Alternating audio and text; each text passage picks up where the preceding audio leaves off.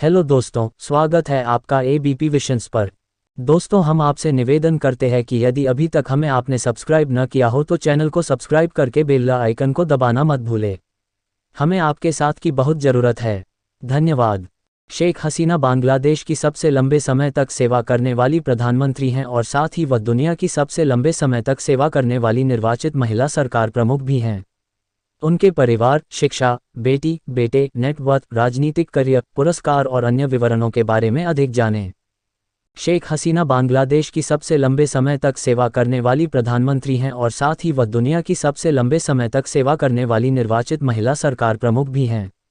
उनके परिवार, शिक्षा, बेटी, बेटे, नेटवर्थ, राजनीतिक करियर, पुरस्कार और अन्य विवरणों के बारे में अधिक जानें। शेख हसीना बांग्लादेश की एक राजनीतिज्ञ हैं और 2009 से देश की प्रधानमंत्री के रूप में कार्यरत हैं।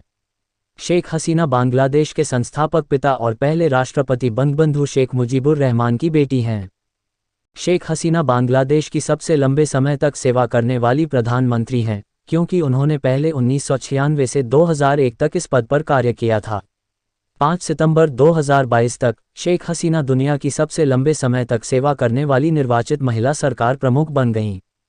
बांग्लादेश में छात्र विरोध और तनावपूर्ण स्थिति के बीच उन्होंने 5 अगस्त 2024 को बांग्लादेश के प्रधानमंत्री पद से इस्तीफा दे दिया।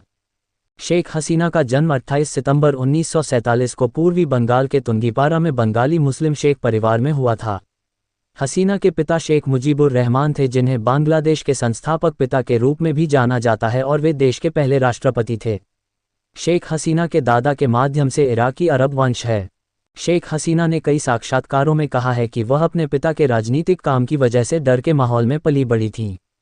हसीना ने 1968 में एम.ए. वाजेद मियां से शादी की थी। 2009 में उनका निधन हो गया।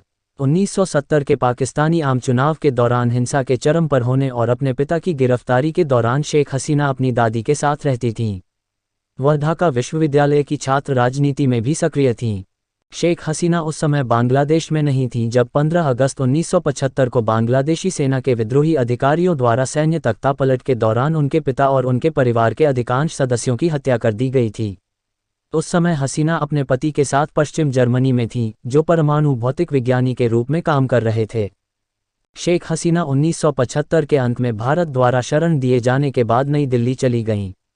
16 फरवरी 1981 को अवामी लीग का नेतृत्व करने के लिए चुने जाने तक उन्हें बांग्लादेश में प्रवेश करने से रोक दिया गया और 17 मई 1981 को वे स्वदेश लौटीं। शेख हसीना ने 1968 में एम.ए. वाजेद मियां से शादी की। वह बांग्लादेश के भौतिक विज्ञानी, लेखक और बांग्लादेश परमाणु ऊर्जा आयोग के अध्यक्ष थे। शेख हसीना का एक बेटा सजीब वाजेद और एक बेटी साइमा वाजेद है। शेख हसीना ने 1996 से 2001 तक बांग्लादेश की प्रधानमंत्री के रूप में अपना पहला कार्यकाल पूरा किया और स्वतंत्रता के बाद से 5 साल का कार्यकाल पूरा करने वाली देश की पहली प्रधानमंत्री भी बनी। इस कार्यकाल के दौरान उन्होंने भारत सरकार के साथ गंगा नदी पर 30 साल के जल बंटवारे की संधि पर भी हस्ताक्षर किए। 6 नवंबर 2008 को शेख हसीना बांग्लादेश में 2008 के आम चुनाव लड़ने के लिए लौटीं। उन्होंने जातीय पार्टी के साथ महागठबंधन के बैनर तले संसदीय चुनावों में भाग लेने का फैसला किया। बाद में 11 दिसंबर 2008 को शेख हसीना ने एक समाचार सम्मेलन के दौरान अपनी पार्टी के चुनाव घोषणापत्र की घोषणा की। बांग्लादेश की प्रधानमंत्री के रूप में अपने कार्यकाल के दौरान शेख हसीना ने पाकिस्तानी सेना और उनके स्थानीय सहयोगियों द्वारा किए गए बांग्लादेश नरसंहार में शामिल संदिग्धों की जांच और मुकदमा चलाने के लिए अंतर्राष्ट्रीय अपराध न्यायाधिकरण का गठन करने में सफलता प्राप्त की। शेख हसीना ने 2014 के आम चुनाव में भारी जीत हासिल करके बांग्लादेश की प्रधानमंत्री के रूप में लगातार दूसरी बार पदभार संभाला। चुनाव कथित तौर पर विवादास्पद रहे, जिसमें हिंसा की खबरें और चुनाव से पहले विपक्षी पार्टी पर कथित दमन की खबरें शामिल थीं। शेख हसीना ने लगातार तीसरी बार बांग्लादेश की प्रधानमंत्री के रूप में चौथी बार जीत हासिल की, जब उनकी अवामी लीग ने 300 संसदीय सीटों में से 288 सीटें जीतीं। विपक्षी गठबंधन के नेता कमाल हुसैन ने वोट को हास्यास्पद बताया और नतीजों को खारिज कर दिया। शेख हसीना ने मई 2021 में बांग्लादेश डाकघर के नए मुख्यालय के उद्घाटन का उद्घाटन भाषण दिया। देश में राजनीतिक तनाव के बीच उन्होंने 5 अगस्त 2024 को इस्तीफा दे दिया।